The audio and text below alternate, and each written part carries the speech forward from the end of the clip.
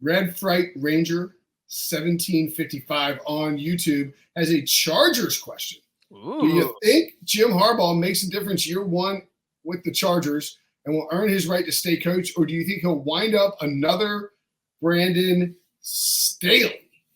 I'm pretty impassioned about this, but I will say that I really wish Jim Harbaugh was coaching in any division that didn't involve Andy Reid and Patrick Mahomes, because otherwise, like I've long picked the Chargers to do good things, and I'm not alone in this. So the entire NFL media landscape is littered with people who are like, oh, it's the Chargers year, and then shocker, it's not the Chargers year. Justin Herbert, of course, is like a darling of NFL Twitter and anybody who watches football games, just because he's an incredible quarterback. But Harbaugh, I think people are sleeping on this because Harbaugh, traded Keenan Allen, cut Mike Williams, let's Austin Eckler walk, bring in Greg Roman, bring in Gus Edwards. You bring in Will Dissly, who's a blocking tight end. You don't draft a receiver in the first round. You draft a left tackle, even though you have a left tackle. One of those guys, Rashawn Slater or Joe Alt, moved to the right side. And it's like, they're going to turn Justin Herbert into a guy, like he's going to be Alex Smith or something like that. It's a waste of it. He ain't going to do that. Justin Herbert's just going to be more efficient. I mean, he had Andrew Luck at Stanford. He was really good. And the thing with Jim Harbaugh is he wins everywhere he goes immediately. There is no losing with Jim Harbaugh. He went to San Diego and won 12 games off the bat. He goes to San Diego, of course, in college. He goes to Stanford and wins it, gets him to an Orange Bowl. Stanford. He goes to the 49ers and goes to 3 straight NFC Championship games to open his career as an NFL head coach. And somehow only last 5 years. He goes to Michigan, where Brady Hoke had just gone 7-9 or 7-6 or whatever, 6-7, whatever it was, and he immediately has him in the playoffs. Like he just wins wherever he goes. So Sully, for me, there's no question about it. Jim Harbaugh is going to win. If he were in any other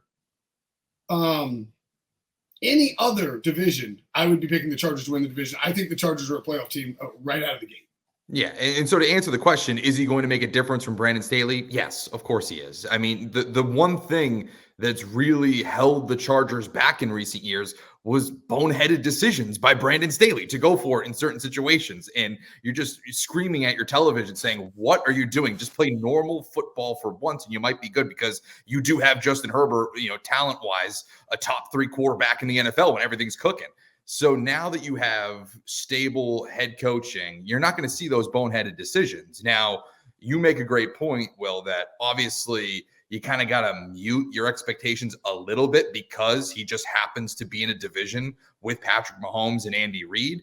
But this team should still be a playoff team. Yes, 250 targets combined last season between Mike Williams, who only played 3 games, but Austin Eckler and Keenan Allen are now gone. We have to figure out what that's going to look like with Ladd McConkey and Josh Palmer and Quentin Johnston. But if anybody's going to be able to figure it out, it's going to be Jim Harbaugh and Justin Herbert. I would put a lot of stock into both of those guys. Yeah, and you're looking at someone in Jim Harbaugh who's the complete opposite of Brandon Staley. When Brandon Staley got hired by the Chargers, he was 5 years removed from coaching at the Division III level. And that's not to knock anything on him because he flew up the ranks, was a very good defensive coordinator, just was not cut out to be a head coach. We see that all the time. We've talked about it before. I mean, Josh McDaniels is another one of those guys, excellent coordinator, not so great as a head coach, and that just happens.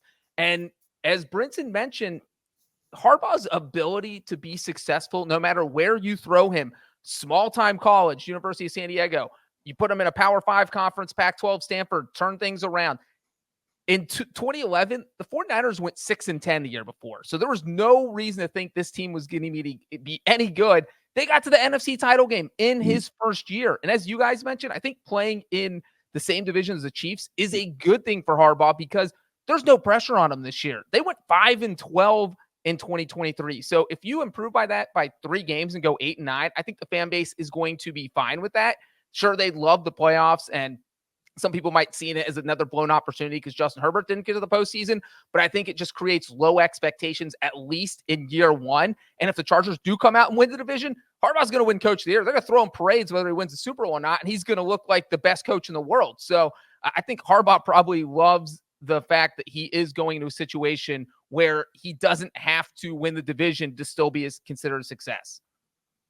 Yeah, I'm with you. That's a good counterpoint to the argument where, and I think if there's anybody who, well, I do agree with you guys though. I do think he's going to be good though. Yeah. No, but I'm saying like it's normally if you put him in the AFC South, the expectations would be go win the division. Whereas, because he's, or the NFC South, right? Whereas, because he's in the division with Patrick Mahomes, and now you have Sean Payton with Bo Nix. I mean, the Raiders it's a tough division. It's probably the best division of football, maybe the AFC North. Well, I was going to say, as much as we're talking about, yes, it's not fun to be in the same division as Patrick Mahomes and Andy Reid.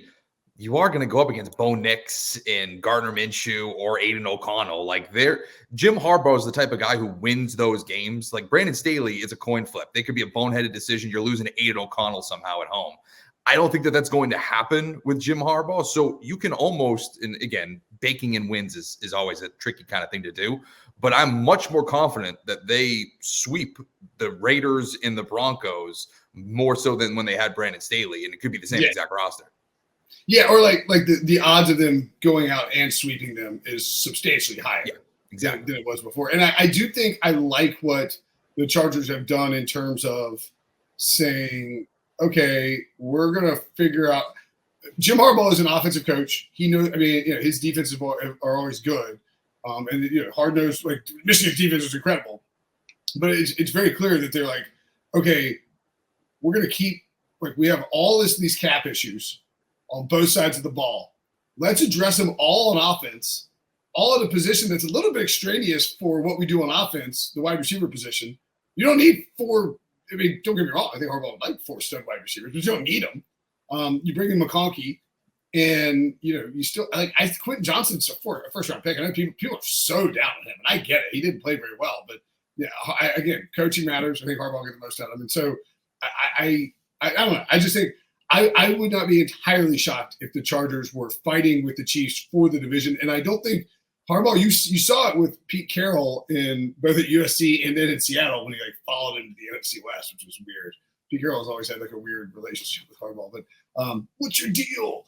But I could see him and Andy Reid. I could see him and Sean Payton having some stuff on the field.